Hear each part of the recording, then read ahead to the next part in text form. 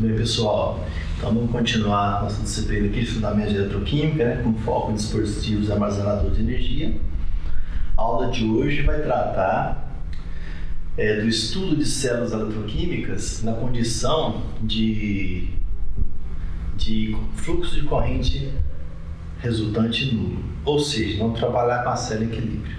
Antes de falar da célula propriamente dita, vou fazer um breve preâmbulo sobre a teoria das soluções, que o aluno às vezes negligencia isso e depois dá várias confusões. Eu tenho focado nos últimos anos nos alunos que eu tenho orientado, que é justamente as coisas mais simples, as coisas mais básicas da graduação que ele negligencia e que vai acarretando em deficiências de formação que vai até o final do mestrado ou do doutorado. Então nunca peco por não repetir essas coisas, tá? Aqueles que já sabem isso aqui, obviamente, como o público é bem amplo para esse curso, desconsidere, eu apenas assisto a aula por curiosidade, ok? Então vamos lá. Nessa parte 1, então, só para falar, nós vamos falar de eletrólitos, tá? Na condição de equilíbrio químico e elétrico, tá? E nós vamos finalizar com células, tá? Então, na aula de hoje, a produção de entropia total do sistema vai ser igual a zero. Vamos falar de sistemas de equilíbrio. Na próxima aula, vamos falar das condutividade iônica em solução, que intrinsecamente tem a ver com o transporte de carga, corrente elétrica, vai ter produção de entropia, nós vamos falar sobre isso. Então aqui hoje não tem produção de entropia, certo? Bom, parte 1. Na parte 1 nós vamos ver os desvios da idealidade, o que é isso? Tá? Estados padrões, a lei de Raoult e de Henry, e a função de utilidade de Lewis. Como se define, por exemplo, uma solução ideal? Uma solução ideal, uma solução binária, seria aquela cujas interações das espécies AA são iguais às interações das espécies BB, que são iguais às interações das espécies AB. O que significa isso? Se eu trocar qualquer espécie em qualquer posição da solução, não vai ter contração nem atração, a expansão nem contração. O volume molar, se você pôr 50 ml de uma e 50 ml da outra, vai dar 100 ml, vai dar 100 ml, vai ter contração e expansão. Ou seja, as forças, uma não exerce força diferente na localidade que ela está residida do solvente. Ok? Então, isso aqui é muito visto no curso de química, né? De engenharia química. Então, a solução que obedece isso aqui, a gente fala que é a solução ideal que obedece a lei de Raoult, tá? Okay? Qual que é a diferença de solução ideal com gás ideal? O gás ideal é sempre uma lei limite, né? O PV/NRT vai ser mais verdadeiro quanto a temperatura, quando a pressão vai tendendo a zero. Ok? Então é a lei limite, o PV/NRT, né? Já a solução ideal existe. Tem várias misturas de compostos orgânicos, né, que seguem muito bem a lei de Raoult em todas as proporções, ou seja, de 0,1 fração, né, molar de 0,1 até só totalidade, 0,9, por exemplo, 0,01 até 0,99. Então soluções ideais existem, né? São poucas, mas existem, ok? Bom, graficamente seria isso aqui, um gráfico, para quem não está acostumado de sistema binário, é assim. O eixo X, se eu colocar em função da parcela B nesse preâmbulo que eu vou fazer aqui, ó, B vai ser o soluto, tá? E A vai ser o solvente.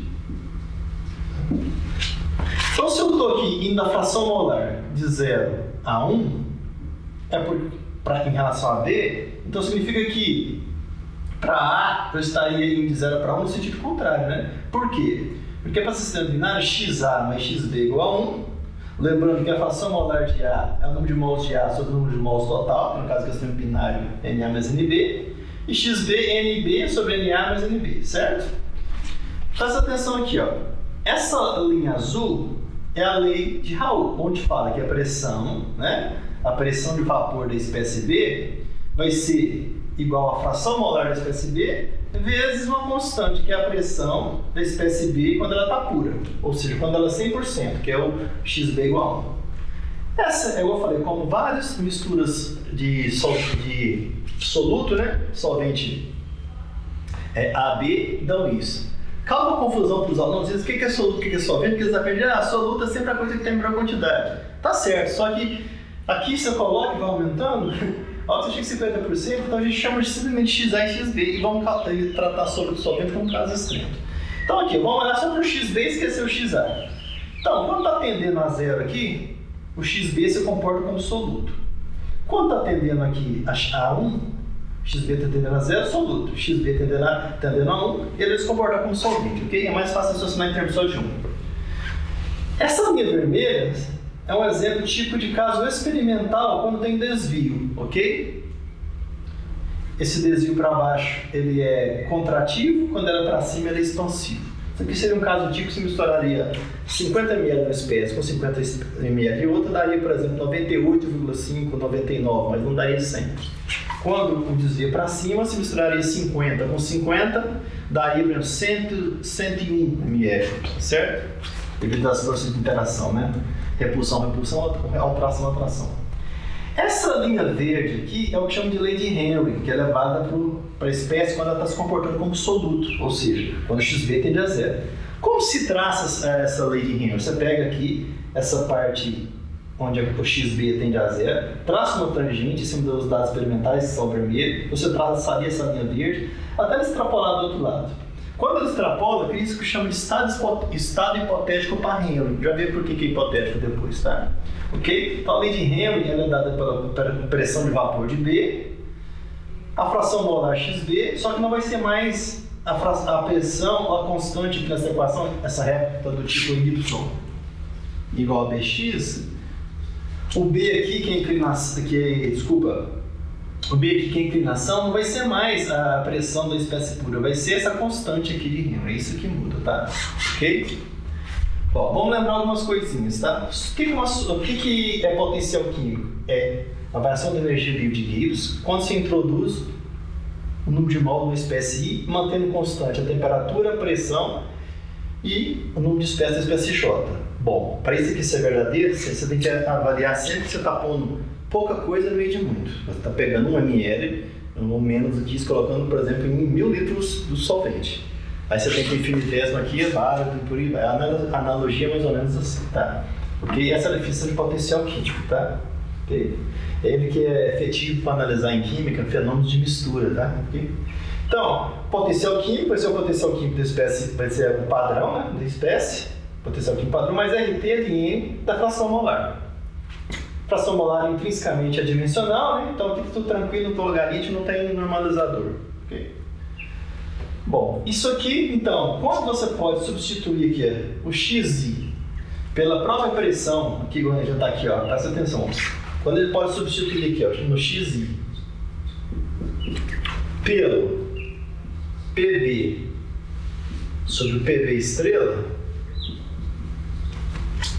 nós temos então que essa equação termodinâmica das soluções ideais, tá? Soluções binárias ideais, por exemplo, ok? Ou seja, eu posso substituir a fração molar pela pressão de vapor, normalizada pela pressão de vapor da espécie quando ela está pura. Isso é a definição de solução ideal molecular, não tem íons. Todo solvente para açúcar, solvendo etanol em água, tá? Não pode ter íons, ok?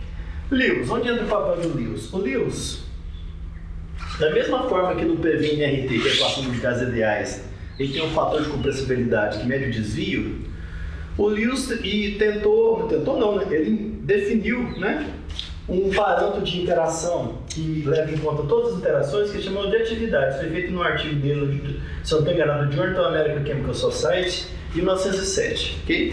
Essa história é muito bem explicada no livro dele, né, de Lewis Random, editado, na verdade, coautorado por Bill Pitzer, né? Ok? Então, no lugar da fração molar, o Lewis colocou, tipo assim, atividade. Essa atividade vai englobar os desvios, ok?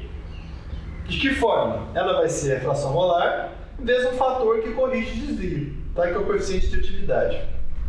Ele chama de F, ele chama de gama, depende, tá? Ok?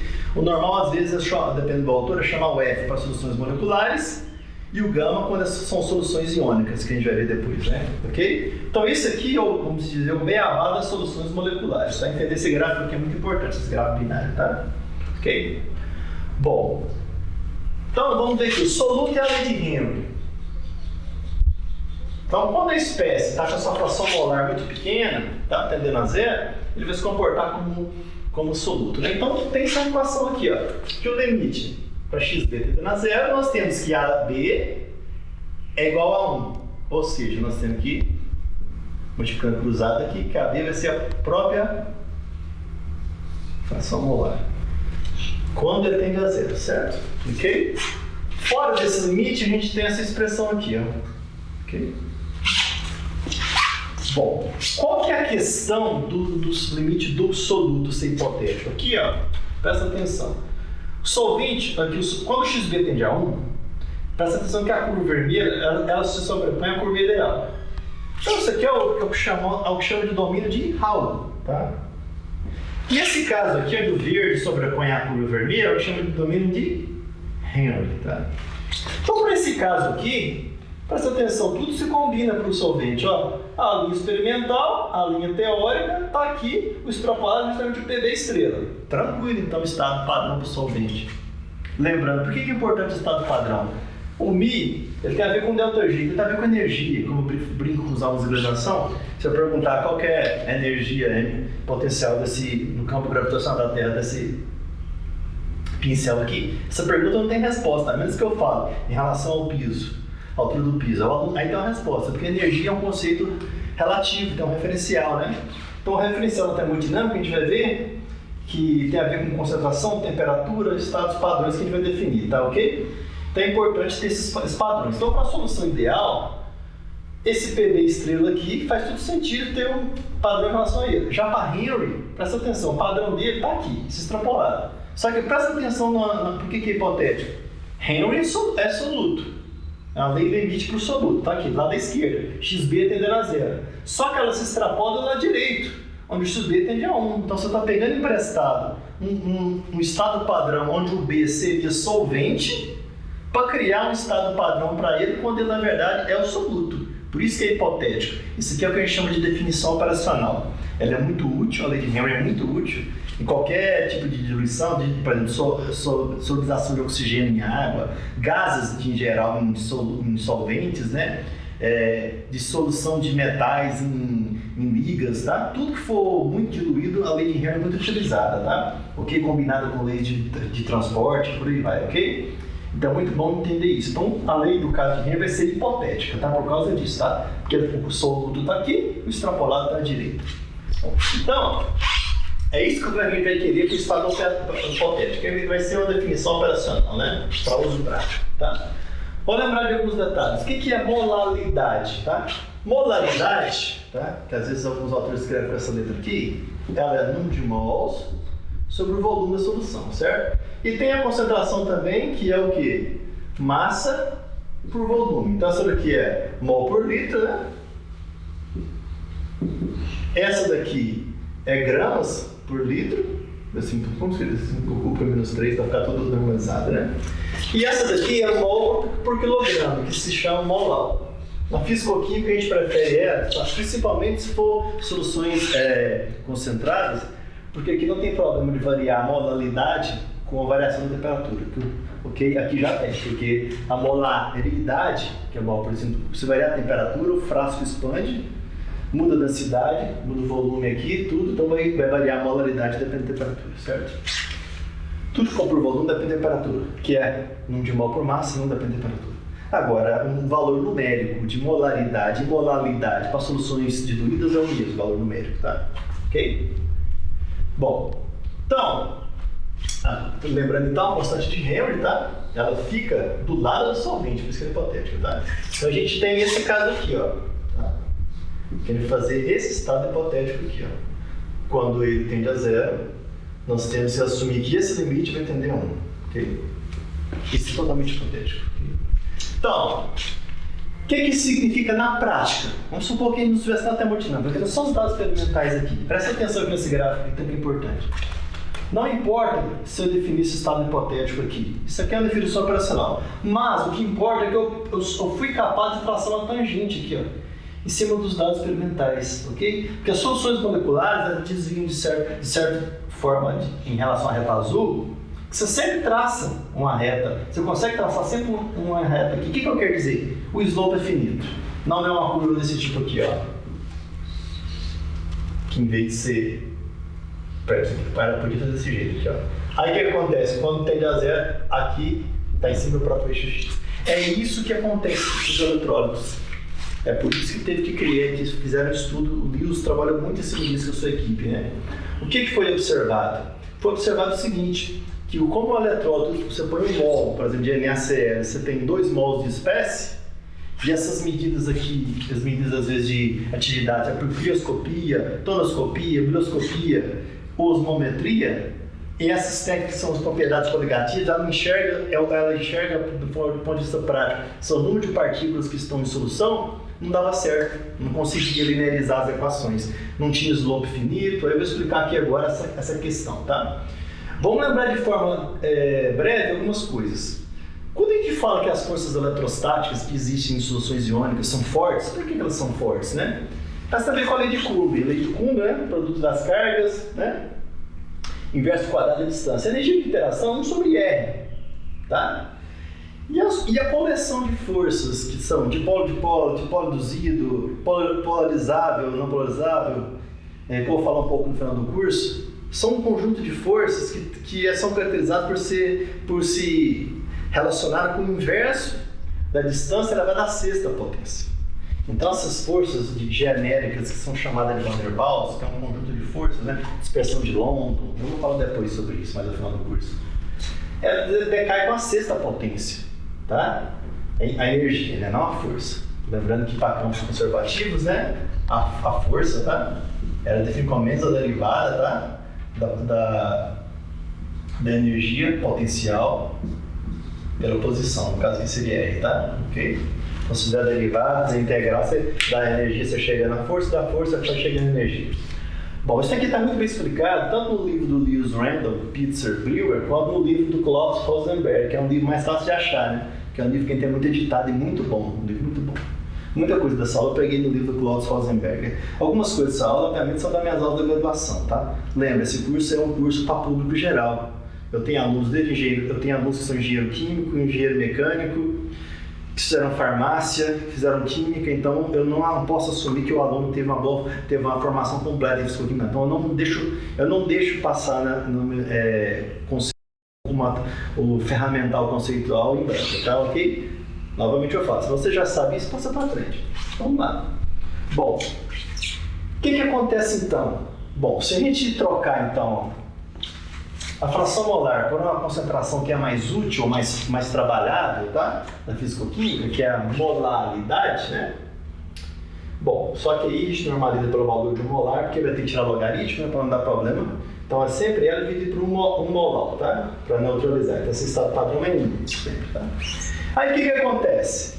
Presta atenção. Expoente aqui 1, tá? Então eu estou assumindo a mesma equação, dessa forma aqui, ó. AB é um gama de desvio, mas vezes esse parâmetro aqui. Né? Então, o que é? Minha inclinação, se eu tenho A vezes esse parâmetro, minha inclinação é o coeficiente de desvio, certo? Se eu tenho molecular, tudo bem, porque ó, o ideal seria isso, esse aqui está desviando para cima, ó. Tudo bem. Meu estado hipotético estaria aqui, tá?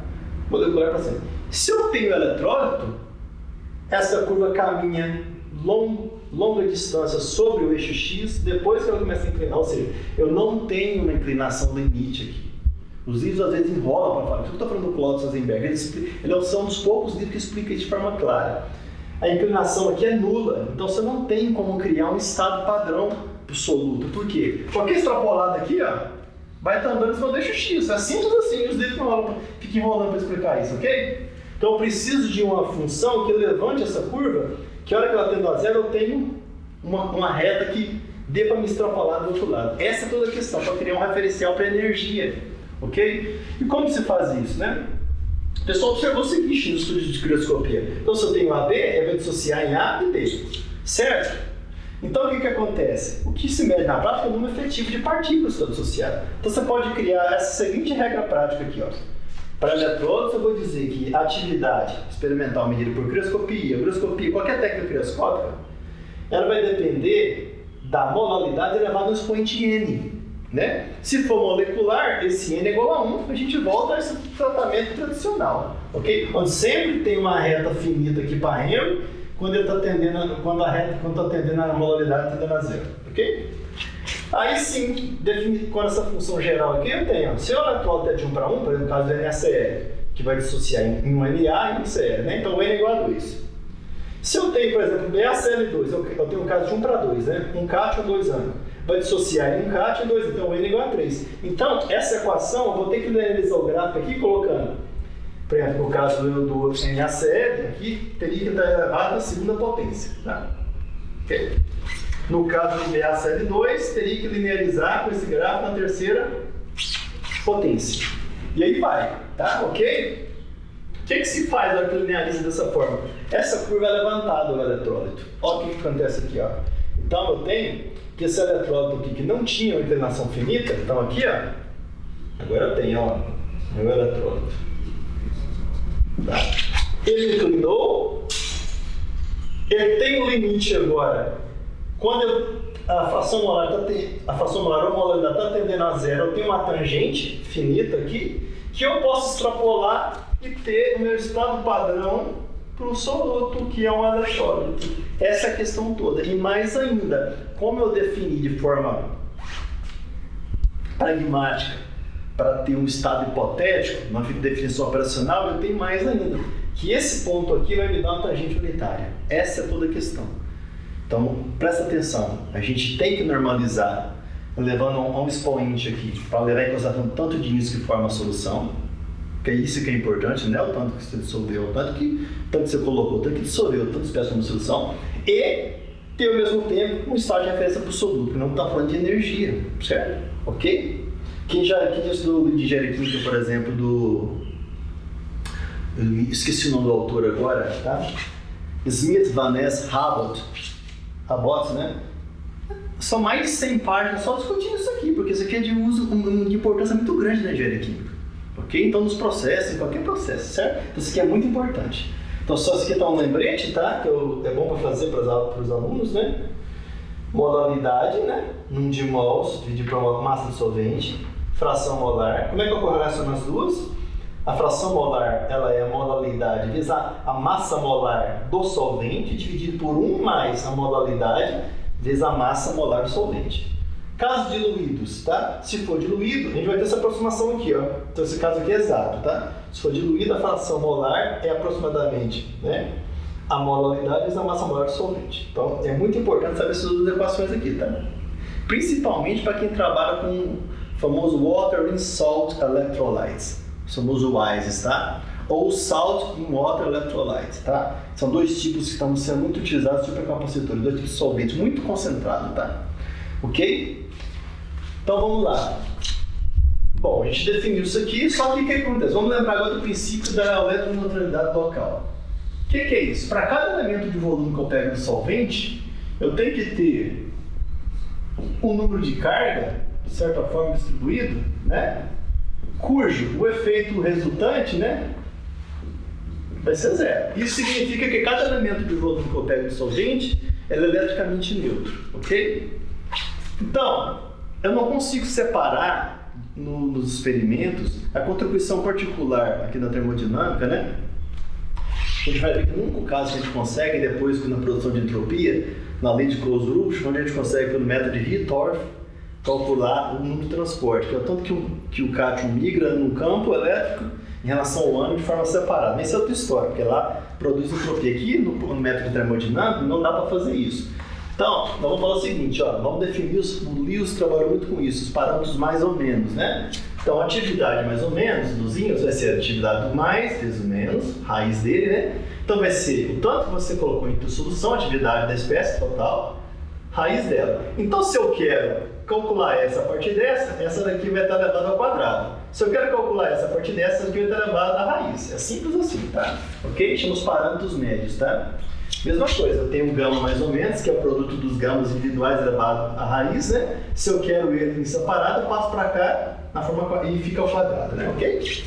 Então define-se isso, tá? Isso aqui tem muita utilidade, vai ver depois. Vou dar um exemplo prático aqui, tá? Com o aluno às vezes se perde como é que se usa isso. Outra coisa que o Lewis observou é o seguinte, isso depende do número de partículas que eu coloco em solução, então é importante, mas importante não é a molaridade. Tem uma coisa que é mais importante que isso, que leva em consideração o seu eletrólito quando ele não é de 1 para 1, quando é de 1 para 3 e por aí vai. É a definição da força iônica, ok?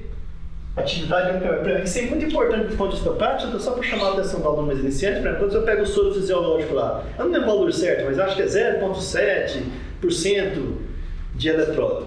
Que significa o seguinte, que você tem ali um eletródo em que ele vai ser tem isotônico, né?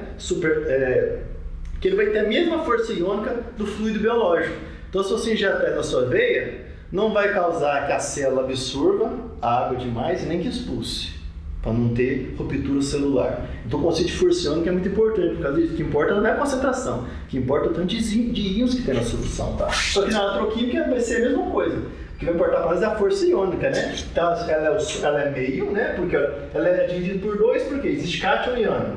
E ela vai ser o somatório da molalidade do número de cátions gerado, né? E do número de ânion. O fator que normaliza isso na multiplicação é a carga elevada ao quadrado. Vou dar um exemplo disso, para ficar bem claro, tá? Por exemplo, eu tenho uma dissociação genérica aqui, ó. Um produto, isso aqui seria CA. De forma geral, vamos escrever assim, ó. Eu tenho CA, tá? Desculpa, sem equilíbrio. Ele associou em C positivo mais A negativo. Tudo bem, se for de 1 para 1 é simples. Mas quando não é de 1 para 1, você tem que considerar esses coeficientes intercâmbios aqui, ó. Então eu tenho C Ni positivo, A Ni negativo. Ele vai dissociar tendo como multiplicador o C positivo, o Ni positivo, e o A negativo, o Ni negativo, tá? Onde pela neutralidade, né? Tem que ser igual, tá? Ok? Somatório, né? Positivo e negativo tem que ser igual. Tem que dar um número, né? Fixo. Então eu tenho que a minha atividade vai ser essa atividade aqui, como eu já falei, ou se eu inverto, né? Que a atividade mais ou menos vai ser 1 sobre o Ni, ok? Então aqui, se eu isolo a atividade, vai ser Ni do outro lado. Se eu isolo a atividade mais ou menos, vai ser 1 sobre Ni, tá? Então mais ou menos está aqui, né? A genérica fica dividida pela modalidade, né? Produto da modalidade 1 sobre Ni. E eu vou dar um exemplo prático para o aluno entender. Pega NaCl, que é um eletródo onde as contas seriam fáceis de ser feitas, assim. Não é que a outra é difícil, só porque muda a lógica, né? Tá? O eletródo 1 para 1, isso aqui seria um 2 para 3, tá? Só para mostrar a relação. Neste 1 para 1, a atividade seria a própria definição aqui que eu estou dando. Então não teria segredo, é só substituir aqui, tá? Tranquilo. A força iônica é a própria molaridade, também tem segredo nenhum. Agora se eu vou para o aleatório, que é 2 para 3, ou seja, saiu de 1 para 1, peguei um mais complicadinho só para ficar um exemplo. Aqui eu teria que o meu Ni positivo, ou seja, geração de cátions seria 2, né?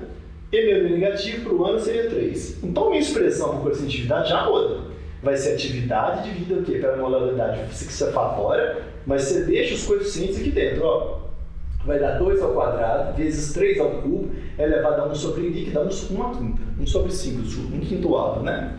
Então, eu vou ter que, minha atividade dos íons, né, mais ou menos, para cada elemento de volume, vai ser atividade mais ou menos dividida por 108, elevado a 1 quintuado, vezes a molaridade. Então, você vê que já é bem diferente, ó. Presta atenção, hein? Aqui nós concluímos que é só aplicar a forma direta. Aqui não, ó. Aqui, ó. A forma direta seria considerar só essa razão aqui, ó. Aqui vai aparecer um divisor que é 108 elevado a 1 quintuado. Então muda completamente, ok? E um exemplo da força iônica. A força iônica aqui, enquanto seria igual à molaridade, aqui seria, ó, o 2 vezes o 3 elevado ao quadrado, mais o 3 vezes o 2 elevado ao quadrado. Parece estequiometria aqui, ó. Vezes a molaridade, que você sempre fatora ela, né? O que eu concluo? Que a força iônica do sulfato de lantânio, ela é 15 vezes a molaridade. Ou seja, se você não fizesse essa correção, você ia errar de 15 vezes. Se for alguns problemas, se for em alguma droga, algum composto biológico que está injetando na veia de um paciente, você mataria ele. Dando um exemplo no caso de ciências biológicas, né? Você teria ruptura da célula, por exemplo. Você está colocando mais do que o valor permitido. Se for no sistema químico, você está colocando mais íons em solução, muito mais íons do que você pensa. Entendeu? Então, o conceito de força iônica é muito importante, tá? Ok? Estou falando isso porque tem certos parâmetros de correções que eles são assim, 1 para 1,1, 1 para 0,99 aqui. Não, isso aqui é coisa que varia bastante, então tem que se dominar isso aqui, tá? Ok? Medidas experimentais. Bom, como é que eu vou saber se o gama é diferente de 1 ou se o fator de desvio é diferente de 1? Depende, né? Como eu já falei. Em eletrólitos moleculares, vai chamar de F. Soluções moleculares, vai chamar de F. Em eletrólitos, vai chamar de gama, ou desvio, ok? A maioria é eccrioscopia osmometria, embora tenha tonoscopia, biloscopia, o que mais usa é eccrioscopia osmometria, tá?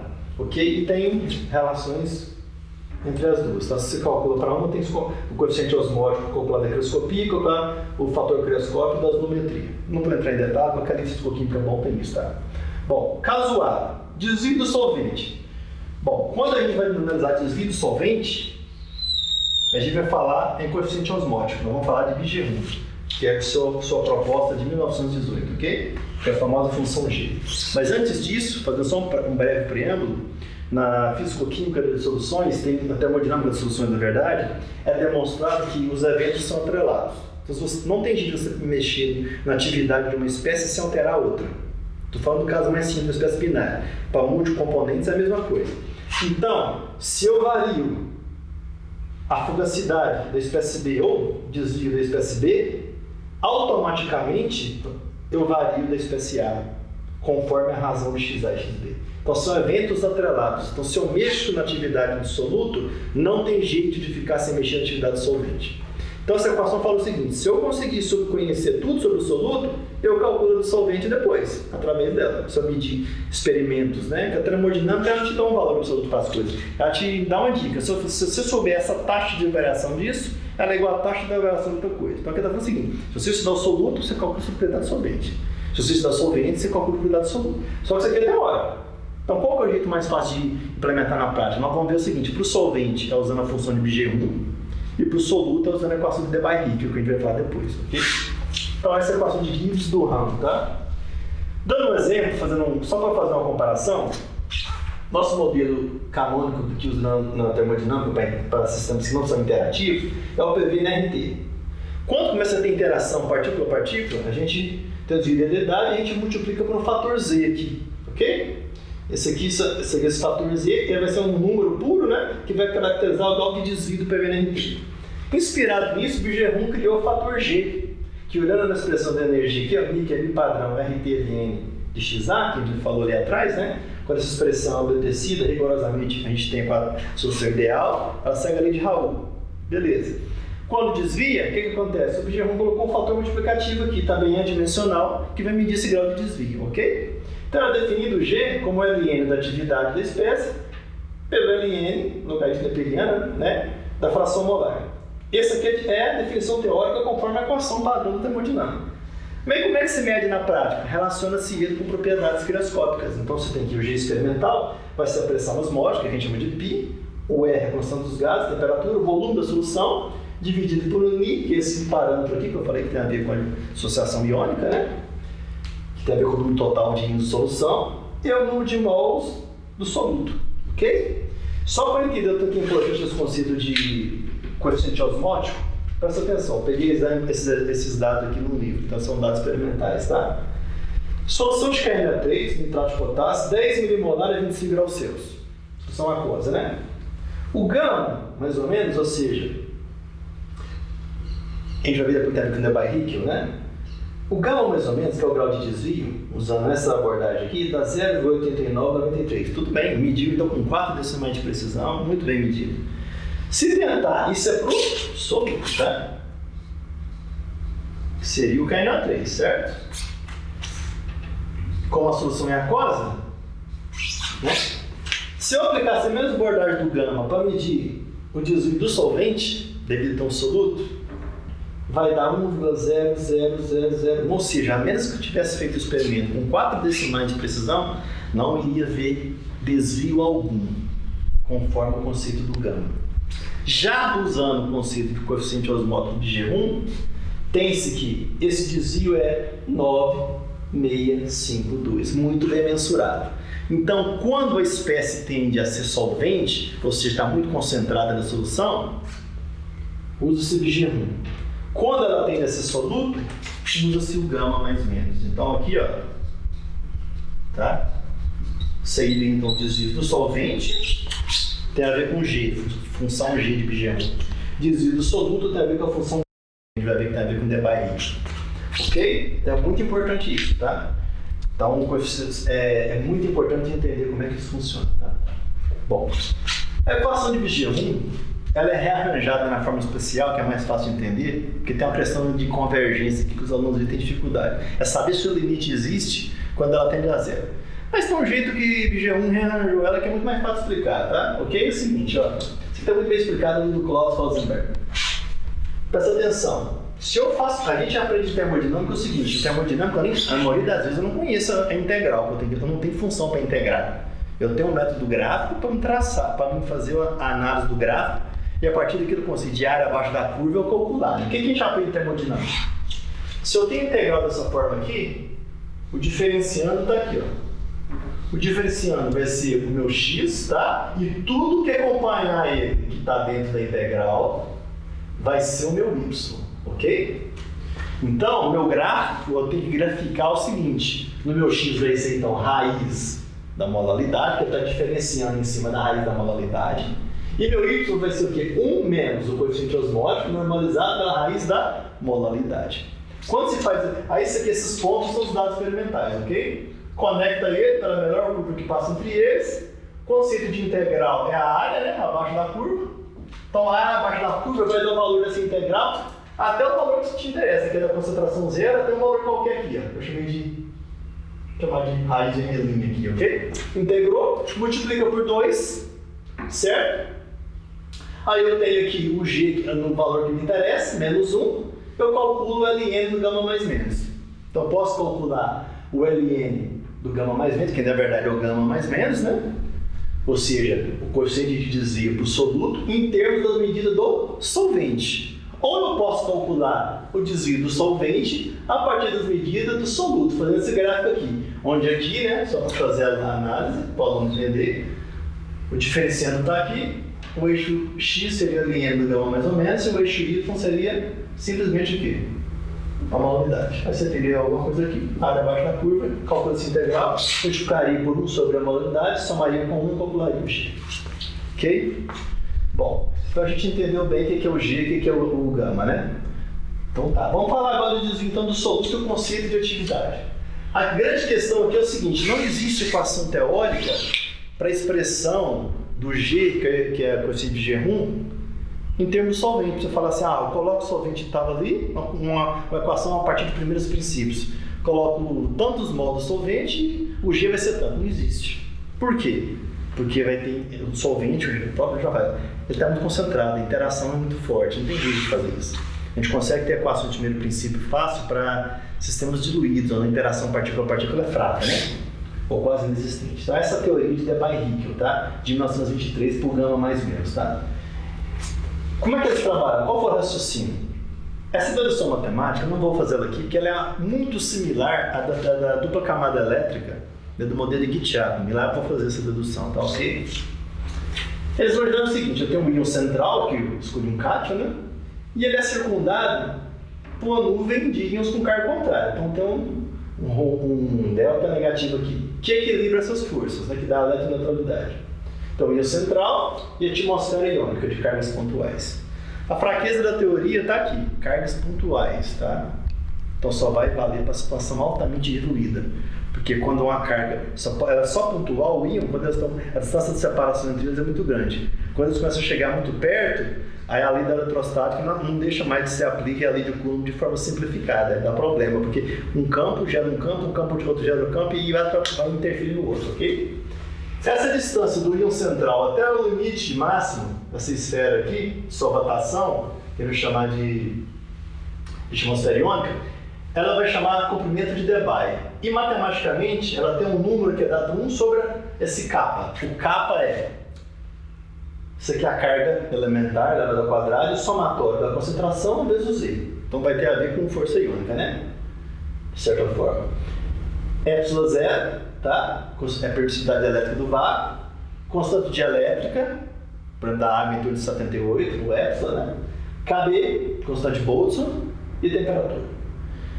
Se fizer um input, né? Simplificando, essa equação pode ser simplificada assim, tá? Para a minha coisa. O LD em temperatura ambiente, tá? É 0,304,28 dividido pela raiz da força iônica.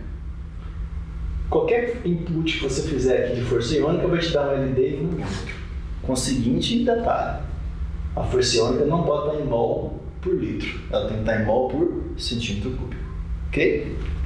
Bom, fazendo isso, a dedução longa, né? Essa aqui está muito bem feito no livro do Bockris, né? O volume Ionics. Então, para altas diluições, tá ok, concentração é muito baixa, né? Essa equação é levada assim, com grande precisão de 1 a 10 milimolar. Vai variar aqui de acordo com a estequiometria do íon. Os íons 1 para 1 tende a desviar valores mais longos, vai até 10 molar. Já íons, por exemplo, 1 para 2, como foi do BSL2, ou nesse caso aqui 2 para 3, aí aqui já vai em torno de 2 milimolar. A confiança dela baixa muito, tá? Porque as forças coulombricas vão ficar mais intensas, né? Que ela depende da carga, né, do íon. Então ele fala o seguinte: o logaritmo na base 10 do gama mais menos. Eu pus essa bolinha aqui só para diferenciar aqui. Eu quero dizer que ela é altamente diluída, tá?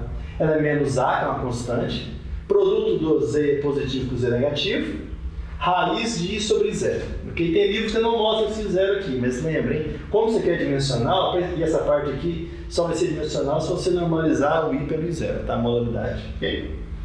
Um exemplo aqui, ó. Se eu tenho água em 25 graus Celsius, 298 Kelvin, né? Essa constante A aqui, que ela vai depender só do solvente, ela é 0,50925, tá? Decímetro elevado a 3 meios, mol elevado a meio, ok?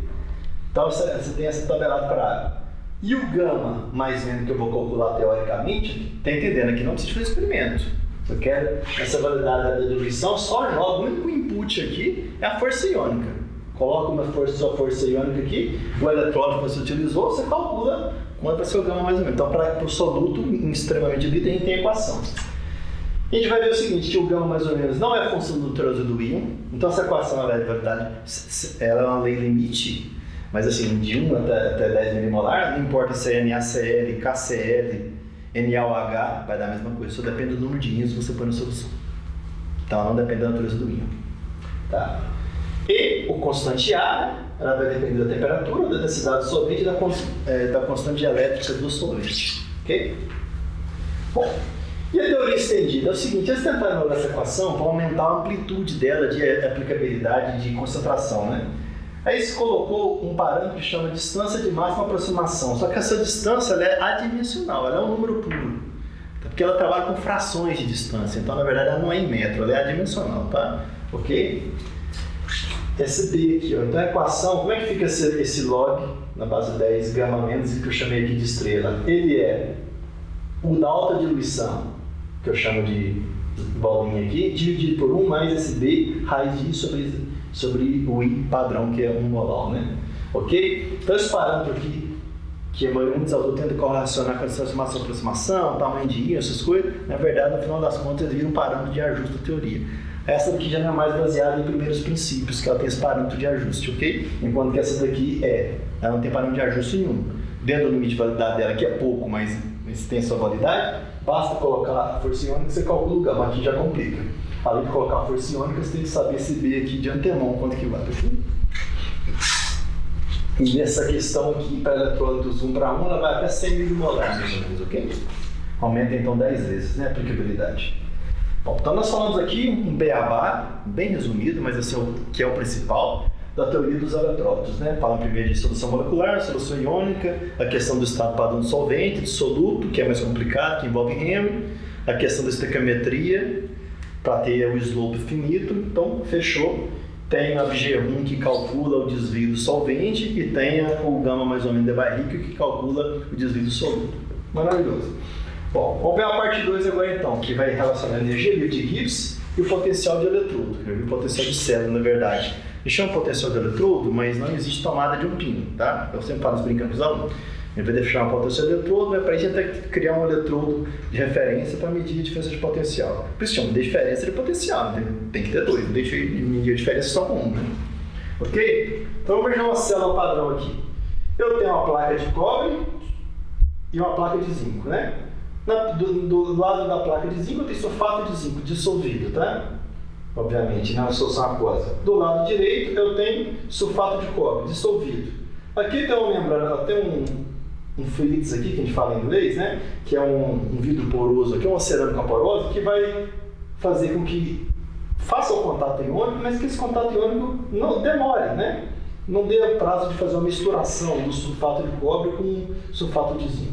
Como as medidas termodinâmicas são, ou usando o princípio de Poggendorff, que é aplicando a força da automotriz contrária para medindo o galvanômetro para corrente zero e medir o equilíbrio verdadeiro, ou a gente usa os dispositivos do estado solo moderno, que é um multímetro de alta impedância, ou seja, que vai drenar picoampere, ou próximo disso, né? Em que essa drenagem aqui é praticamente infinitesimal. Quando nós vamos consumir praticamente quase reagente nenhum, vai ficar na iminência de consumir, né? Então eu medir esse potencial aqui. Mas nós sabemos que a tendência do elétron fluir é essa daqui, ó. O zinco oxida, libera o elétron, né? Ok? Inclusive, se aqui eu quisesse aproveitar essa energia, eu colocaria em vez do multímetro, se eu quisesse que fluísse corrente, uma lâmpada aqui para acender uma lâmpada, por exemplo, ok? Tem alguns vídeos que mostram só o fio conectado direto, não tem jeito, aí tem curto-circuito, né? Ok? Não é que não tem jeito, vai aquecer o fio, vai ter alguma coisa, tem que essa energia tem que ser dissipada de alguma forma, tá? Ok? A espécie que oxida é anodo, tá? Onde sofre a redução, cátodo. O que muda da bateria para o eletrolisador é que o anodo na bateria, ele é o polo negativo. E na eletrólise, o anodo é o polo positivo. Ok? Que inverte, né? A gente vai ver que bateria tem um ΔG negativo, então vai significar que tem um potencial elétrico positivo. O eletrolisador ao contrário, a reação não é espontânea, então o ΔG é positivo, então você vai ter que aplicar um potencial negativo para reverter a reação. Ele é espontâneo, certo? Então, qual é o referencial prático que tem na termodinâmica para se caracterizar, né? Bom, a eletroquímica trabalha com solução. Na maioria dos casos, solução líquida, soluções orgânicas, por aí vai. Desculpa, solução líquida não, soluções aquosas, né, que eu quero dizer, desculpa. Não dá para usar zero absoluto aqui como um referencial como a termodinâmica clássica, porque no zero absoluto não existe líquido, né? Tá tudo só existe sólido. Não faz sentido, né? Então, você faz o seguinte, pega-se o íon mais simples que existe e referencia tudo em relação a ele. Qual é o íon mais simples que existe? É o próton hidratado, que é o H3 ou mais, né? Ok? Tá faltando aqui, né? Ok? Que é a água, né, com próton, né? Aí define-se que a energia de formação do H3 ou mais é zero para qualquer valor de temperatura. Qualquer valor de temperatura. Já viu por quê? Depois eu quero mostrar a equação de inércia. E define-se que a entropia para o íon H3 ou mais ela vai ser zero também para qualquer temperatura. Certo? Ok? Lembra, entropia a gente não, quando a gente referenciar, não fala de delta entropia, a gente fala em entropia só. Já a formação é um delta, tá? Então aqui não tem delta, tá ok? Outra equação importante, dito isso, posto isso, na verdade, é o cálculo teórico da energia de solvatação livre, né, usando a equação de Max Born, onde você coloca aqui a permissividade relativa do solvente, né? Ok? Você tem um raio da espécie aqui, ó, né? O resto tudo é constante, tá? Aí é aquela coisa, se você colocar o raio, você pode estimar o ΔG de solvatação. Se você mede o ΔG de solvatação experimental, você calcula o raio, ok? Essa para mencionar, tem uma equação importante. Então vamos pegar um exemplo aqui para começar a construir as equações, né? Se eu tenho nessa célula aqui que o cobre dissolvido mais 2 elétrons vai ter o cobre reduzido, né? Polo positivo e redução. Eu tenho que o zinco, ele vai oxidar, libera 2 elétrons, né? Polo negativo, oxidação. Corta elétron, né? O elétron que o elétron vai para o circuito externo, né? Então o elétron que libera ele é absorvido pelo outro. Então a reação resultante é o cobre vai sendo reduzido, então aqui no cobre ele vai ficando aqui, ó, vai engrossando aqui, ó, vai formando uma camada grossa aqui, porque ele vai sendo reduzido, ou seja, os íons vão passar da solução e ir depositando na superfície dele.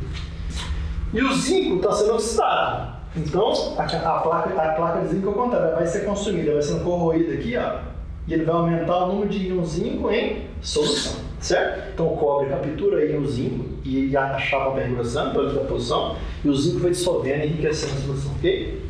Bom, mas nós estamos trabalhando com o circuito aqui, praticamente aberto quase, né? Impedância e impedância. Só para medir o potencial dessa pilha não vai acontecer essa reação nessa velocidade. Estou falando se você colocasse uma lâmpada aqui e deixar essa reação acontecer, tá? Como na pilha de Dehn, que a gente usa assim para dar exemplo dos alunos, né? Ok? Então essa reação aqui, ela vai ser caracterizada, como eu pus ela no sentido espontâneo, um ΔG menor que zero, certo? Lembrando que ΔG racional é o ΔG padrão, mas RT é de que? O que é a definição formal da lei da ação das massas, que era empírica, né, de Gutenberg-Weyl. Depois, pela termodinâmica, deduziu-se ela para termodinâmica e descobriu que tinha que usar atividade ao invés de concentração e tinha que levar, né? Então, alguns livros não gostam de falar lei da ação das massas, que seria a lei das atividades, na verdade, não lei da ação das massas, seria a lei da ação das atividades, vamos assim dizer, né? Ok? No equilíbrio, o ΔG racional é igual a zero. E só se tiver no equilíbrio, aí o que é o formalismo da lei da ação das massas, ele assume o papel da constante de equilíbrio. Então a gente tem aqui essa realidade aqui, né, que o ΔG é igual a zero. Então a gente pode isolar que a constante de equilíbrio vai ser exponencial de menos o ΔG racional padrão, que é baseado em tabelas termodinâmicas que você calcula por valores tabelados de ΔG, dividido por R por T. É dessa equação que sai aquela famosa frase. A constante de equilíbrio só depende da temperatura, porque o ΔG padrão é uma constante, é o valor tabelado, e o R também é. Então a única coisa que afeta a constante de equilíbrio é a temperatura, certo? Ok? Bom, então vamos continuar aqui. Então, o equilíbrio em célula galvânica é aquela que tem uma força eletromotriz associada a ela, a gente vai ver, né? É aquela que tem ΔG negativo, é aquela que implica notícia de potencial positivo, né? Está sempre implícito que a corrente vai tender a zero no experimento, porque ou vou usar um multímetro de alta impedância, ou seja, que não deixa passar quase corrente alguma coisa na ordem de, sei lá, 10 a menos 10 pelo menos, né? Ampere, tá? Ok? Ou o uso do circuito tipo compensador antigo, que é da Ponte Poggendorff, né? Que usa galvanômetro, o pessoal mais antigo, que aplicava uma força eletromotriz contrária até que o galvanômetro desse zero, e aí via qual característica de potencial associada à corrente de equilíbrio, que seria, né, o sistema totalmente corrente do galvanômetro zero. Não vou entrar em detalhe, não. Isso aqui é só para algum aluno curioso, mas curioso que os livros antigos estão aqui pelo menos no circuito de Poggendorff, né, ok? Feito isso, nós temos aqui o trabalho reversível, né, na termodinâmica, tá? Lembrando que a primeira lei fica dU, né? É dQ mais dW, tá? Ok? E a vez depois, né? Que com a segunda lei fica TdS, né? Menos PdV, ok? Então, a gente tem que o trabalho reversível, que é o trabalho infinitesimal, né? Ele vai ser menos NFE igual a menos NFφ. O que acontece nos livros de eletroquímica? NFE costuma ser um valor, o E costuma ser um potencial que você mediu em relação a algum referencial, já vi depois do de hidrogênio. E, quando escreve só o φ, é o que chama de potencial absoluto, tá? Ok? Que não é mensurável, mas tem gente que fazer cálculo termodinâmico para alguns casos simples, como o redutor de hidrogênio, como o professor Sérgio Trazati e outros tantos fizeram, né? Ok? Então, enquanto eu estiver falando de um eletrodo só, é intercambiável. A hora que for falar da célula, a gente vai ver como é que fica isso ali. Vou mostrar direitinho, tá? Tem que entender que isso aqui tem unidade de volt, tá? Isso aqui em volt, isso aqui em volt, tá? Isso aqui tudo vai ser um ΔG racional, tá? Ok? A gente vai ver que a gente tem que, quando a gente entra um potencial extra na termodinâmica, você tem que corrigir a equação. Essa equação aqui da termodinâmica, ela não assume que tem fenômeno elétrico envolvido, nem magnético, nem nada, nem de interface. Por exemplo, se eu estivesse colocando a dedução da equação de Lippmann, por exemplo, para a camada elétrica, a gente coloca um diferencial aqui do D-gama.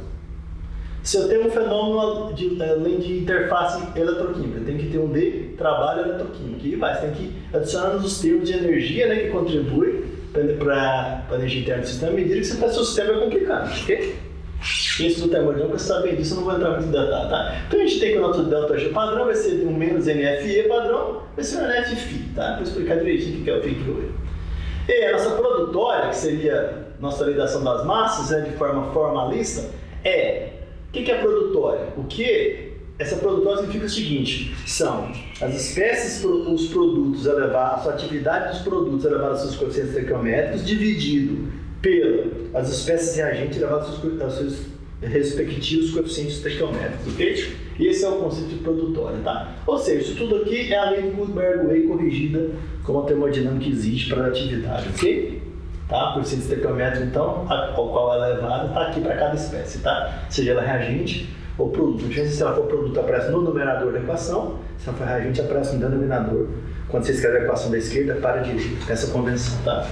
Então a gente chega na equação de Nernst, divide os dois lados, né, por NFE. Então a equação de Nernst, né, ela vai ser E, que é o B padrão, LT sobre MF, Ln de Q, que é a produtória, certo? Então essa aqui é a famosa equação de inércia, né? Okay?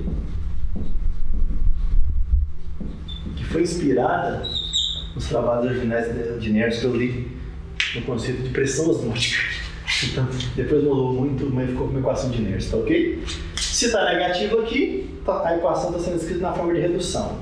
Se tiver o positivo aqui, ela está sendo escrita na forma de oxidação, ok? Bom, como não existe um circuito com muito eletrodo, né? A gente vai ter que ter eletrodo de referência para ter o quê? Como tabelão os dados. Então, qual que é o padrão de se fazer? Vamos criar então agora a nossa tomada de 2 pinos, vamos dizer, né? Então, eu vou pôr à esquerda o eletrodo padrão de hidrogênio, que vai ser o nosso referencial, que é o eletrodo mais simples de se fazer, teoricamente, porque é o eletrodo que envolve o íon mais simples, que é o íon hidrogênio, né? O hidrônio. E do outro lado da célula vai ter meu par redox qualquer, que eu chamei de estrela aqui, a ser medido. Ok? Presta atenção, par redox. Se eu estiver estudando, por exemplo, não posso colocar só cobre. Eu tenho que ter que colar uma chapa de cobre, por exemplo, tá? Isso que é importante ser dito. É em contato com os íons cobre, tá? É isso aqui que vai formar meu par redox. Se eu colocar só uma chapa de cobre lá, numa solução, por exemplo, de cassela, eu não tenho par redox. Não tem equação de inércia, não tem o equilíbrio. Aqui eu tenho equilíbrio, tá? Porque da espécie onde está variando só o NOx, resumindo isso, agora é só o estado de oxidação, tá? Então tem que ter a espécie em equilíbrio com a sua espécie, tá? Variando o estado de oxidação, ok? Bom, qual é o critério de espontaneidade? O delta G reação vai ser menor que zero, então o potencial da célula vai ser maior que zero. Eu estou falando isso aqui que nos livros da conversão a célula tem que ficar à direita, a outra fica à esquerda. O que acontece é o seguinte: célula esquerda e direita não importa. O que importa é o sentido que você vai pôr o multímetro lá. Se o multímetro der um potencial negativo, significa que a corrente você está montando no sentido errado, considerando o que é polo negativo e polo positivo errado. Você troca o cabo multímetro. Aí ele deu lá positivo, então você sabe, ó, meu polo positivo é esse, meu polo negativo é esse, você sabe qual é o sentido que o elétron flui no circuito. Simples assim. O povo fica enrolando com o tal de célula esquerda, célula direita, que ela só confunde a cabeça dos alunos, tá? Ok? Bom, medida. Então, como é que vai fazer a medida? O nosso potencial de célula vai ser o potencial, nosso DDP, então, na verdade, né? O E da célula, na verdade, então, é uma diferença de potencial, né? Vai ser o do par redox menos o eletrodo padrão de hidrogênio, tá? Vamos dar um exemplo aqui para as células de Harman, né? Lembrando que para o eletrodo padrão de hidrogênio, esqueci de falar aqui, que é um fio de platina, por exemplo, platinizado, né? Deixa eu apagar esse desenho aqui. Seria um fio de platina. Por exemplo, tá com negro de platina, dá um exemplo aqui, tá? Imerso numa ampola, por exemplo, até a metade, tá? Onde essa ampola aqui tem o gás hidrogênio, né? Aqui tem o hidrogênio.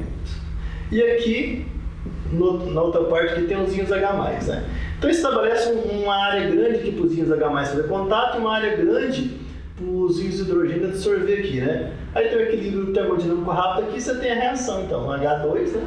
Equilíbrio 2H+, mais 2 elétrons, ok? Esse equilíbrio é muito rápido, né? A gente vai ver na equação de Butler-Valm, se a corrente de troca é enorme, então é tão rápido que você pode assumir que qualquer corrente que drena dele muito pequeno, que o potencial dele não varia. Então ele vai ser o eletrodo idealmente não polarizável, ok? Bom, então o que acontece? O potencial dele é definido como sendo zero para qualquer temperatura. Por quê? Por causa da equação de inércia. Presta atenção aqui, ó. Porque a condição para o eletrodo ser padrão, além da reação ser rápida, é que a atividade das espécies, tá? Seja igual a 1 e que a fugacidade, ou seja, a pressão efetiva do gás, seja 1. Ln de 1 sobre 1 vai dar 1. Ln de 1 é 0. Então, como o T está multiplicando aqui, para qualquer estado padrão, o Ln se anula. Então, 0 vezes qualquer coisa é 0. É por isso que é para qualquer valor de temperatura, porque eu já domino que isso está errado. Ah, é só para se for 298. Ah, só se for 2,7. Não existe, tá? Então, pela definição, por causa disso. Porque como a definição primária é que as atividades de fugacidade sejam unitárias, vai dar tudo unidade, não importa qual expoente, vai dar 1 elevado a qualquer coisa é 1, Ln de 1 é 0. Então, qualquer coisa multiplicada por 0 vai dar 0, então a temperatura pode falar que é para qualquer temperatura. Espero ter deixado isso claro, tá? Ok? Então, nós vamos montar a célula de Harman. O que é a célula de Harman, né? Ela é o eletrodo de hidrogênio à esquerda, né? Essa barra aqui significa uma fase, né? Que é um sólido em contato com um gás, né? e outra barra que é na solução, de uma molalidade qualquer, tá? Fator, parâmetro de variável, essa é a molalidade do HCl. Uma separação de fronteira, onde eu tenho uma HCl e o G+. O que é isso? O fio de prata, né? Se fizer o alatrose dele, ele cresce em cima dele, o HCl, tá? Ok? Então ele está coberto pelo HCl, tá? Ok? Que é o cloreto de prata, tá? Então, esse fio de prata imerso na solução de cloreto, presta atenção, que não tem separação, porque é feito numa célula de um compartimento, tá? Então eu tenho aqui o eletor de hidrogênio, né? E aqui eu tenho o fio de prata, ok? E eu tenho aqui a variação da molaridade, tá? Ok? Só tem um contato aqui para variar, mas que é o eletor de referência, tá? Mas aqui está a prata, então a variação aqui é a molaridade, ok?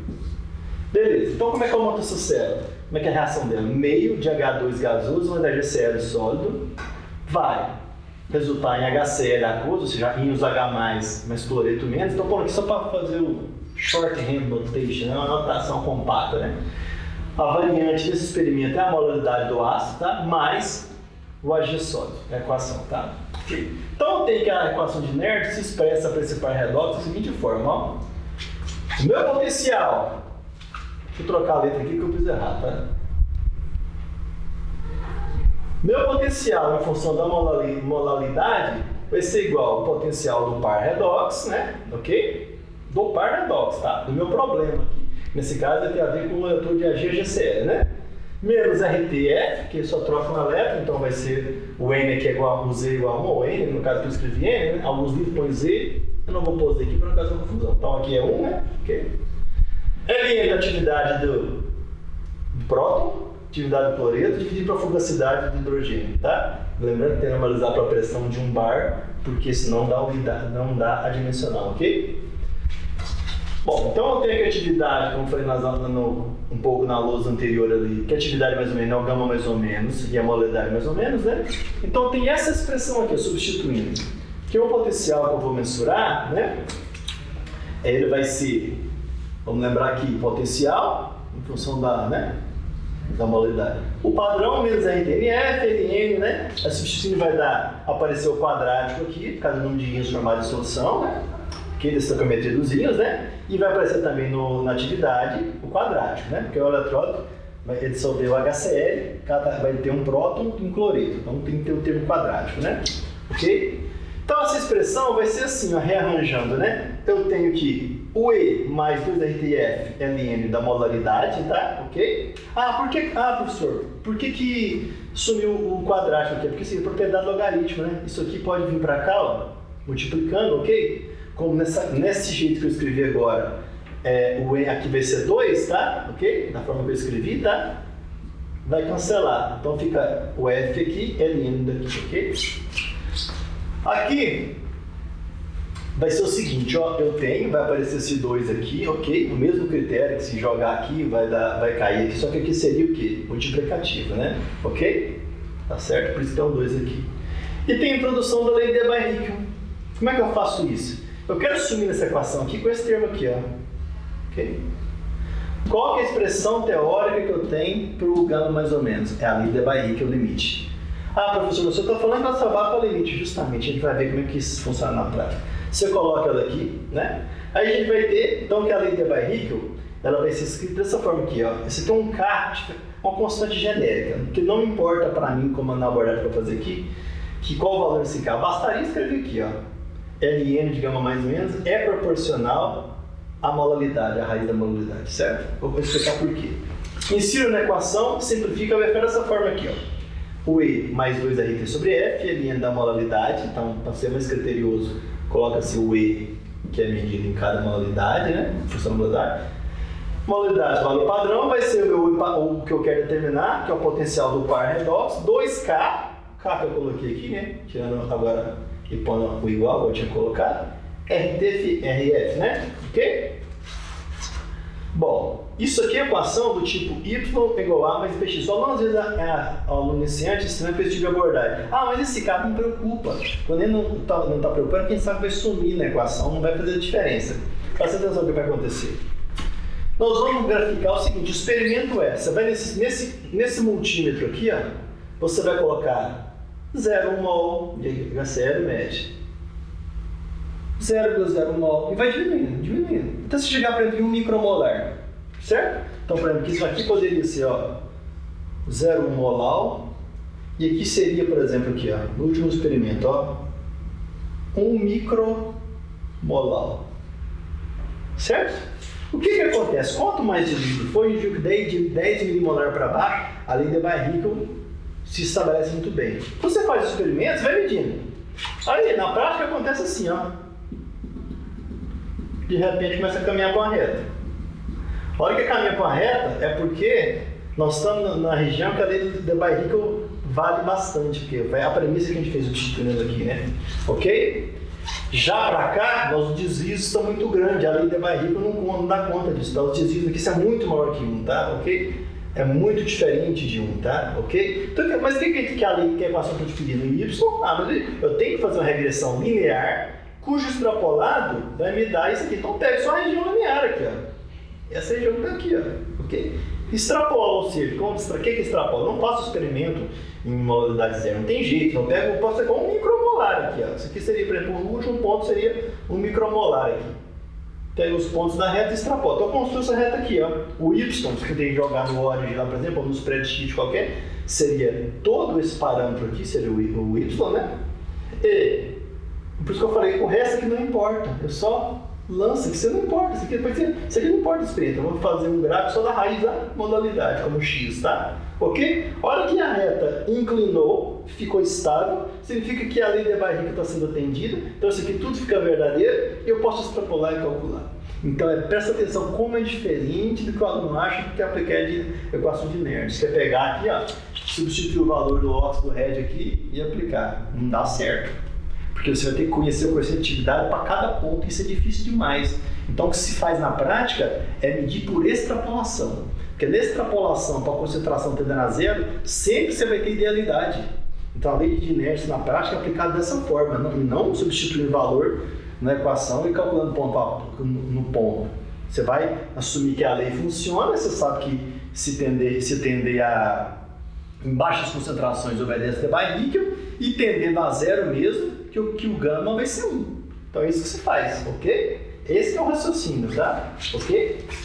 Bom, então isso aqui é bem diferente. Eu gosto de falar isso porque o aluno às vezes assusta. Como é que se calcula um par redox na prática? Não é simples como parece aplicar a equação de Nernst direto, ok? Bom, vamos falar das funções termodinâmicas que derivam agora da relação entre ΔG e NFE, né?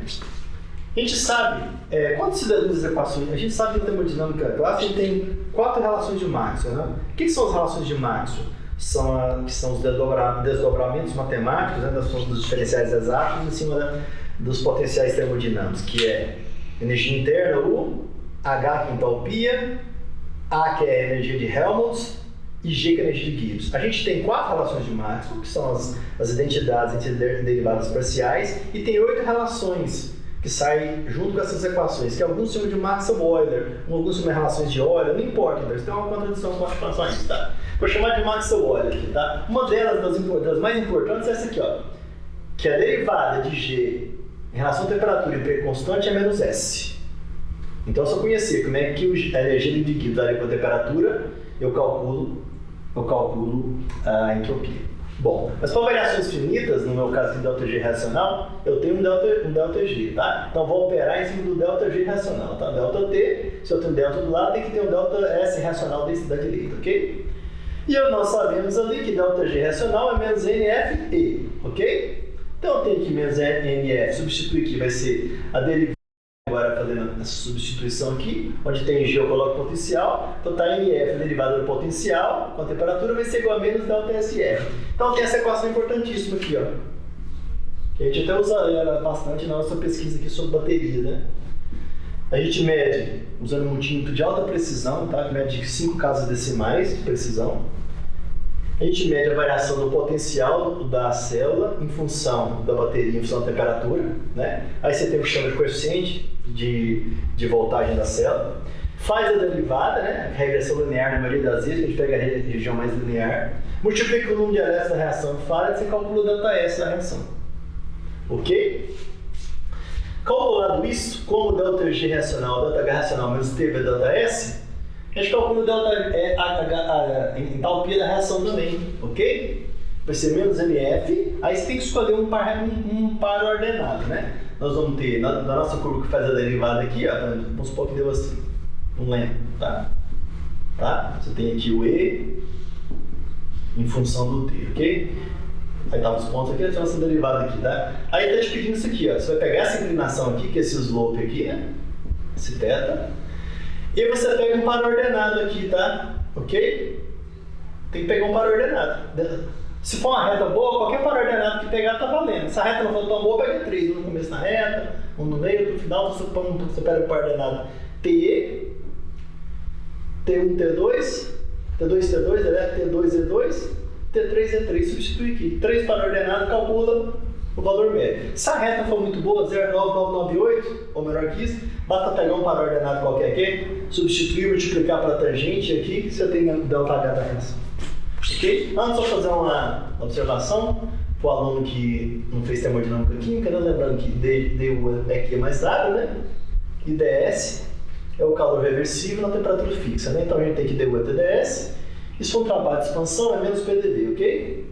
Então a gente tem, entre outras coisas, só para não lembrar, que a primeira definição canônica de temperatura, sem falar em termômetro, é essa daqui, ó. O que é temperatura? É a taxa da variação da energia interna com a entropia em volume constante. Então, durante as deduções de Maxwell-Boiler, a gente vê, né, que existem outras relações com a temperatura envolvendo funções A e G, tá? Só para lembrar do aluno algumas coisas importantes, né? Que essas relações de Maxwell-Boiler e as relações de Max são muito importantes, né?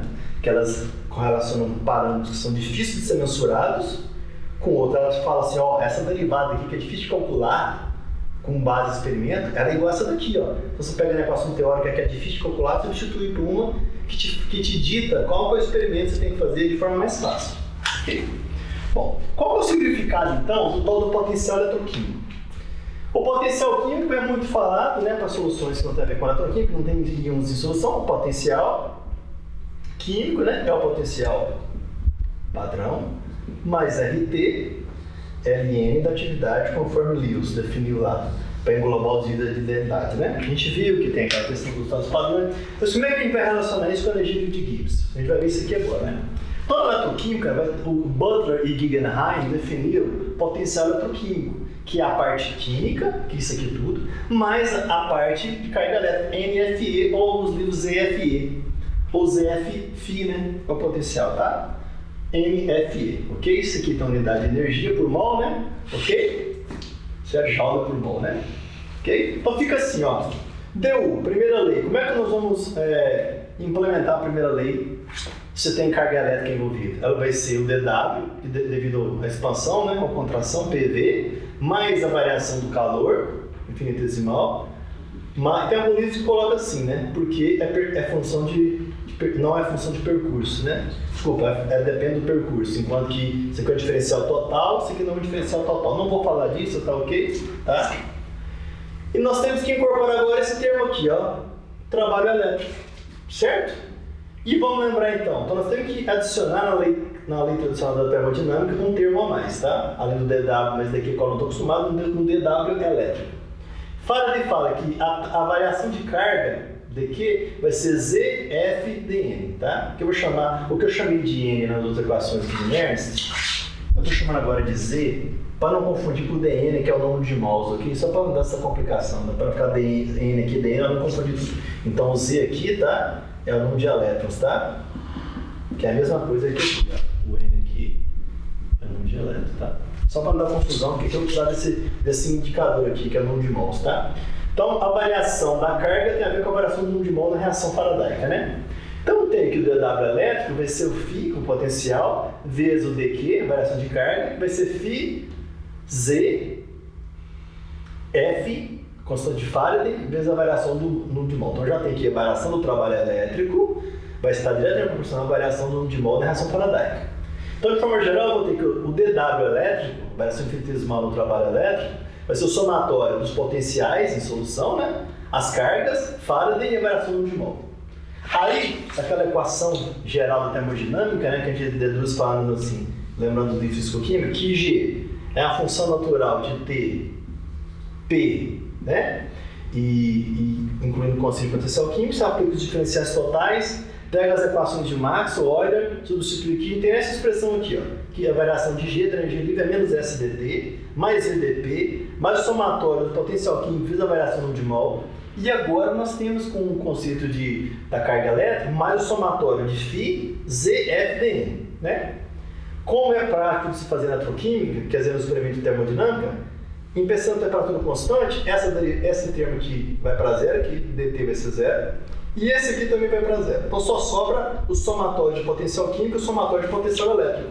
Então tem finalmente aqui, ó, que a variação da energia livre total vai ser o somatório da parcela μI, que é a parte química, mas a parte, tem autor que não gosta de falar assim, estou falando assim mais por questão de didática, tá? Mas a parte elétrica, ok? Então essa parte aqui seria para a espécie o quê? A parte molecular, que não tem carga, e para as espécies que têm o quê? Possuidoras de cargas, tá? Fiz a variação do número de mol da espécie que tem carga.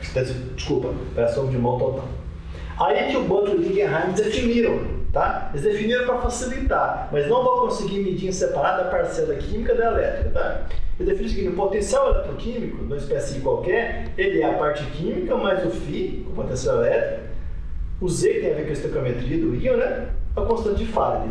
Feito isso, a gente tem que a variação de energia livre de Gibbs vai ser o somatório do potencial eletroquímico vezes o número de mol, tá? Bom, legal, tá aqui. Como é que isso serve na prática? Isso serve na prática assim, ó. Reações puramente químicas, que não tem cargas envolvidas. A gente fala assim, ó, que o ΔG reacional é igual a zero. Então você tem que o G dos produtos, né? Menos o G dos reagentes, né? Vai ser igual a zero e calcula lá os parâmetros. Aqui não, aqui nós vamos falar que é o potencial eletroquímico. Então vai ter o quê? Vamos ter que considerar o equilíbrio iônico e eletrônico. Vai envolver os elétrons que está circulando no circuito, tá? Que saiu da espécie oxidada e chegou na espécie reduzida. Então nós vamos ter que o ΔG reacionar igual a zero, somatório dos potenciais eletroquímicos. Vamos ter então que a condição para ter um ΔG reacionar igual a zero agora é que o somatório do potencial eletroquímico vezes o número de mol aqui tem que ser nulo, ok? Tá certo? E não aqui o potencial químico, né? No caso aqui anterior, vocês só lembram o potencial químico. Aqui tem carga envolvida agora. Como é que fica isso do ponto de vista prático? Sempre é bom dar um exemplo para não entender como é que se aplica as equações, né? Formalismo. Então tem aqui, ó, uma espécie A, tá? Que em contato com a espécie B, o A foi o quê? Ele oxidou. O B reduziu, não tem carga, certo? Então a espécie estava descarregada com carga, virou íon. A outra tinha carga, não tem mais carga. É como se fosse aquele experimento que eu falei do cobre reduzindo, que seria nesse caso aqui o B virando B, zero, vamos dizer, e aqui seria o zinco, tá? Que de A viraria a Z, tá? Então como é que se aplica a equação, né? Somatório, potencial tem que ser igual a zero. Que vai ser igual aqui a parcela elétrica, que tem a ver com os íons, né? Mais a parcela química, que tem a ver com as espécies neutras, ok? Ou moleculares, vamos dizer, ou se for metal, alguma coisa neutra, tá? Não pode ter carga envolvida. Menos a parcela de A, o potencial químico de A, mais o potencial químico da espécie Z. Então tá tudo aqui, ó. Tá? Levei em consideração tudo que tem carga e tudo que não tem carga. Então tá certinho. Somatório isso aqui, tudo tem que ser igual a zero, tá? Essa parcela aqui, essa aqui está fatorada, então menos com menos com esse menos, mais vai dar menos, então tudo legal. Então isso aqui vai ter que ser igual a zero. Ó, substituindo agora pela definição anterior, o potencial dessa espécie mais o óxido, né, ZF, ok? Vamos destrinchar o que é o potencial eletroquímico da espécie A. O que é o potencial químico da espécie A? É a parcela química, mas a parcela que depende do potencial. A parcela B está aqui, não destrincha. Parcela A não destrincha, está aqui. Agora e essa parcela aqui? Eu tenho que destrinchar ela, separar ela. Então vai aqui, ó. Vai ser a parte que tem carga, mais a parte do potencial elétrico, certo? Aí eu faço essa identidade aqui, o fatório ZF vezes o potencial da espécie reduzida menos da espécie oxidada, pela convenção da IUPAC, que se escreve as equações da esquerda para a direita na forma reduzida, coloca-se esse negativo aqui. Então tem livro que não tem esse negativo. Isso aqui é para atender da IUPAC, tá? Então vai definir isso, é como se trocasse aqui, entendeu? É como se em vez de oxhead, head óxido mais óxido head, tá? Vai ser menos EF, potencial do head menos potencial do óxido, certo? E vai ser igual isso tudo aqui, ó. Okay? Lembra que eu falei que não se mensura, né? A parte, embora se defina termodinamicamente, na prática não se separa a parte elétrica da parte química. Então o que se faz? Se define o potencial eletroquímico, porque o que acontece? Com essa fatoração aqui, aí fica definido, eu posso usar o potencial da pilha, é o seguinte, ó, meu potencial, a força da eletromotriz, né? A FEM aqui seria o E, vai ser o potencial do eletrodo, R, menos o potencial do eletrodo o quê? Oxi. Então o ΔG racional fica sendo o quê? Fica sendo menos ZFE, que é igual ao potencial químico da espécie Z, mais o potencial químico puro, né? Então aqui é o eletroquímico, o químico, menos o químico, mais o eletroquímico. Então, ou seja, essa parcela aqui, em separado, eu não consigo mensurar não. A gente para por aqui, ó. Por isso que é essa equação que é a famosa. ΔG racional é menos EFE. Porque isso aqui entra no formalismo da termodinâmica, de acordo com a notação de proposta de Butler e Gegenheim, mas eu não meço separado essas quantidades, entendeu? Essa aqui é a questão.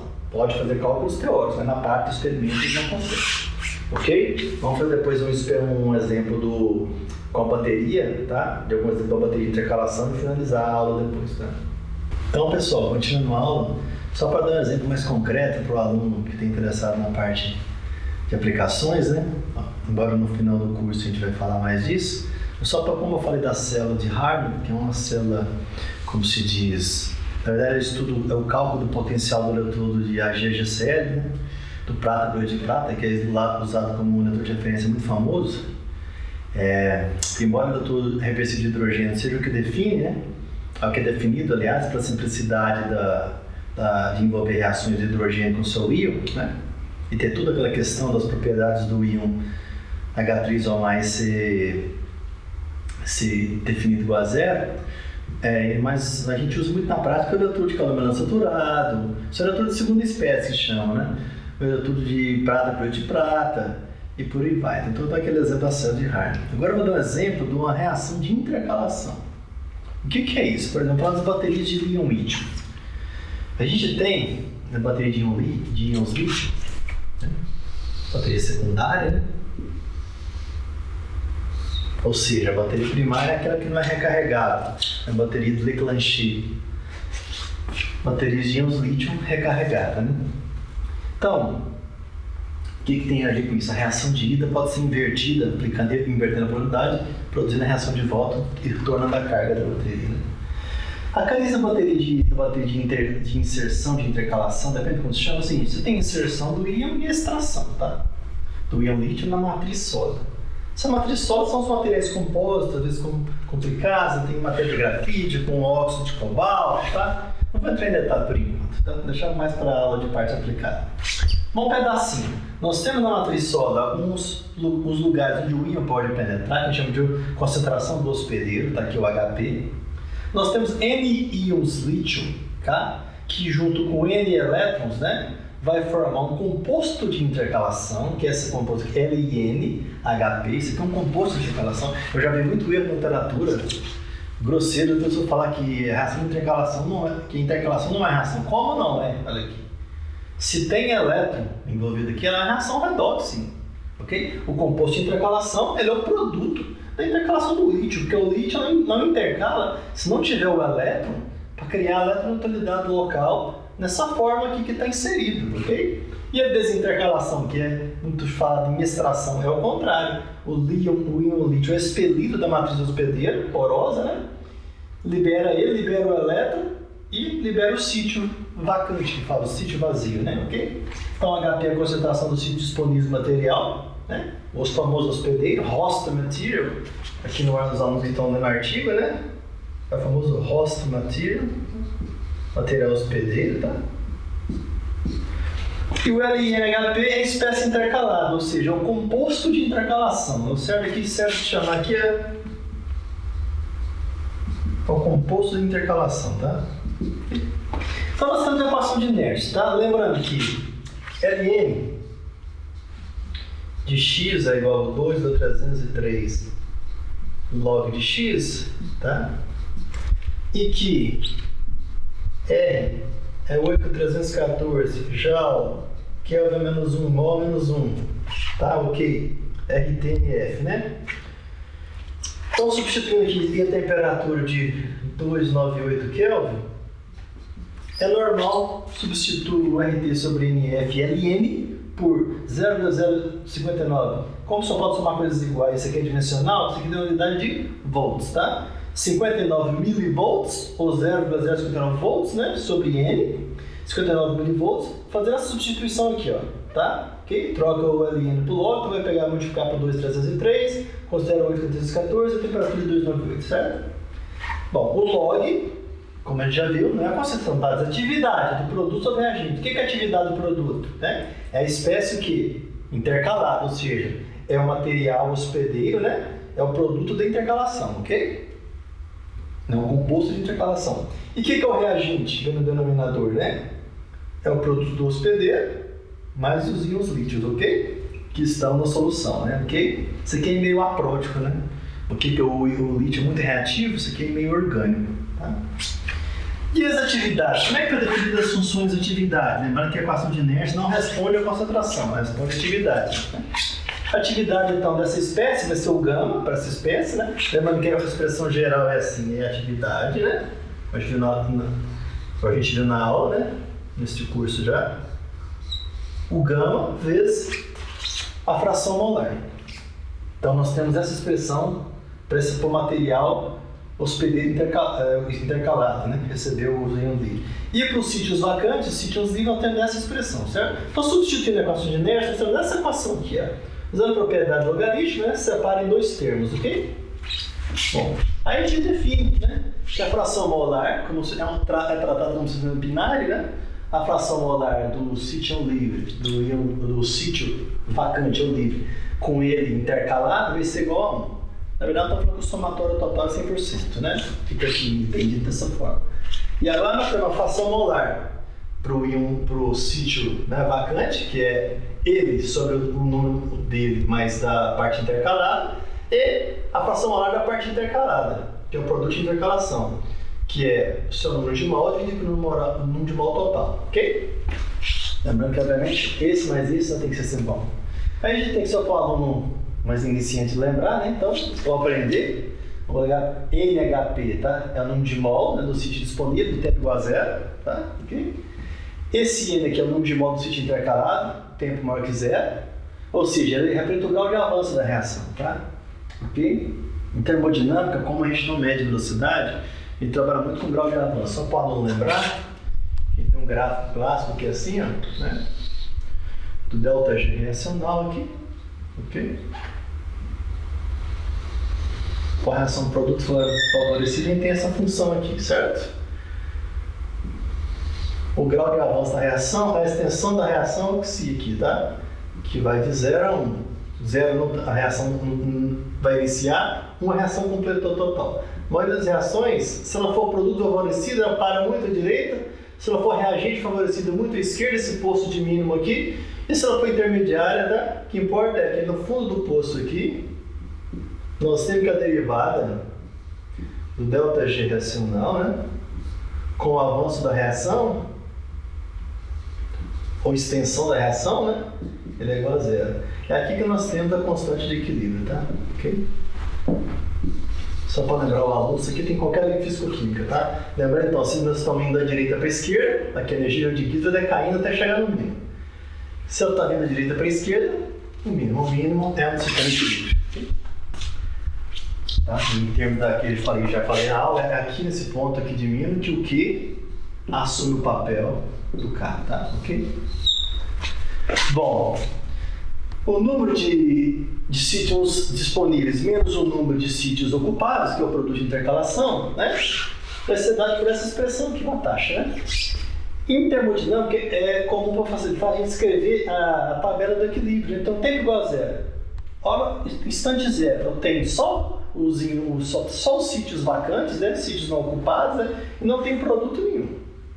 Tempo maior que 0, aí vai buscar o equilíbrio, né? Eu vou ter aqui o número de o que eu tenho livre agora, né? Vai ser o número de sítios iniciais menos o número de sítios que foram ocupados e como produto o número de sítios que foram ocupados por íons lítios, certo?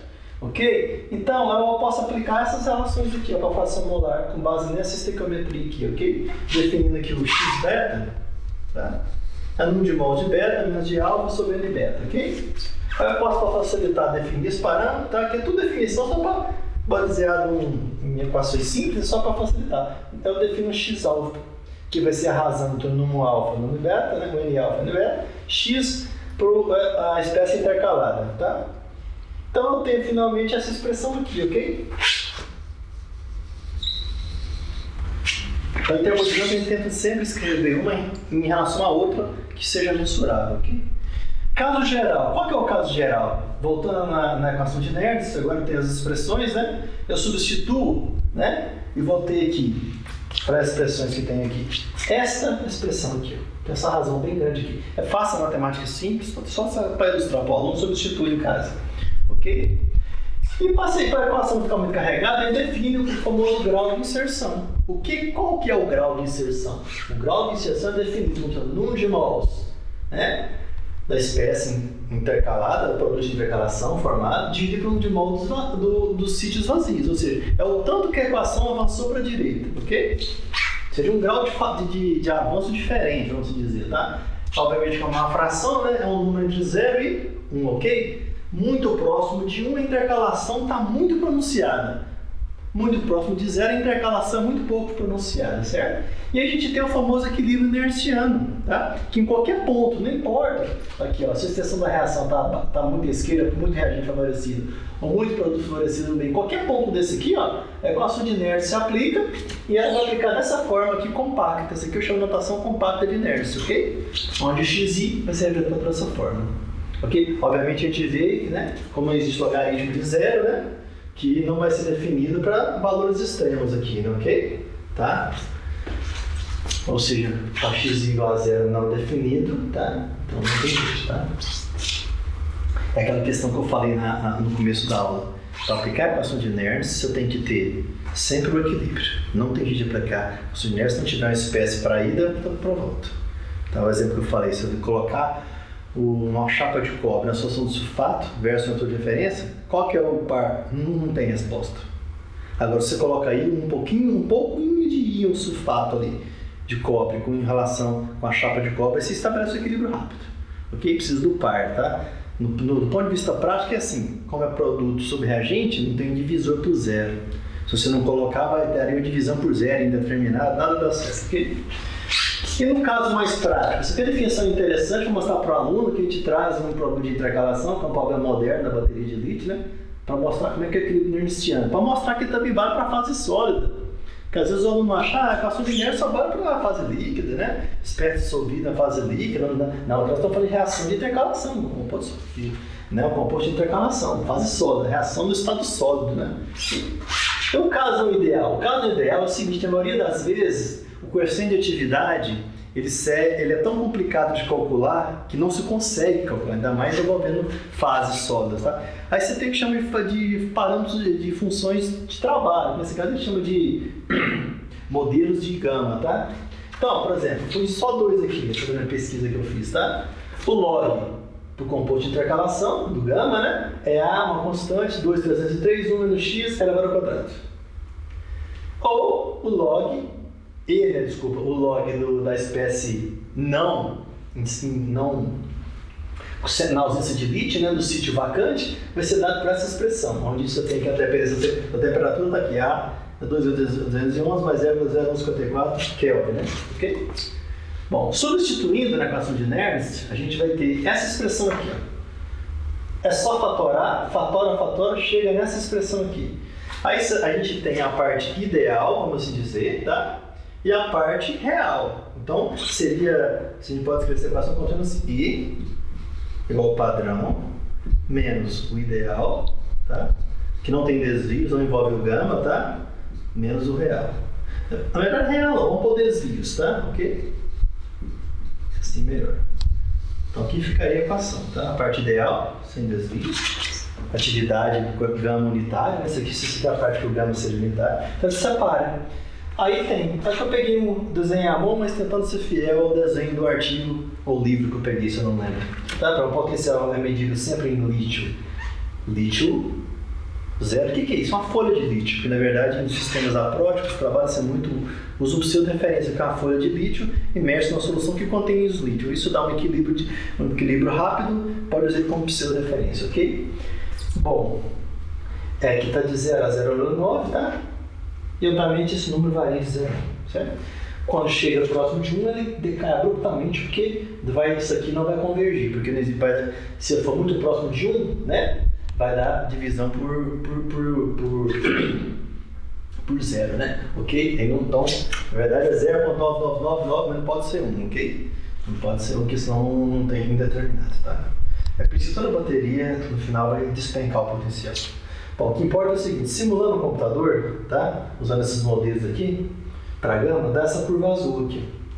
No ensino aqui, onde decai rápido para as primeiras frações aqui, até em torno que eu terminei de grau de intercalação, grau de inserção aqui, ó, de 0,2, o decaimento é rápido, tá?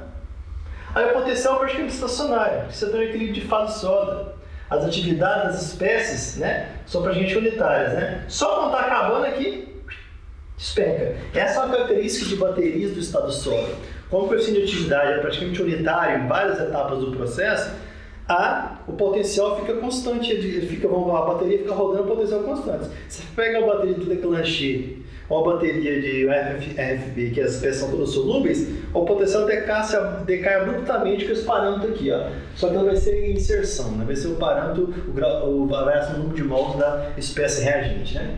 E aqui está o experimental. A gente vê então para o modelo tão aproximado, até que o comportamento é bem, onde tenta ser fiel, né? Até em torno de 0,6, ele superestima um pouquinho o potencial, a função do tempo, da função x1, né, que é o grau de inserção, e a partir de 0,6 ele subestima um pouquinho, mas ele acompanha bem a tendência.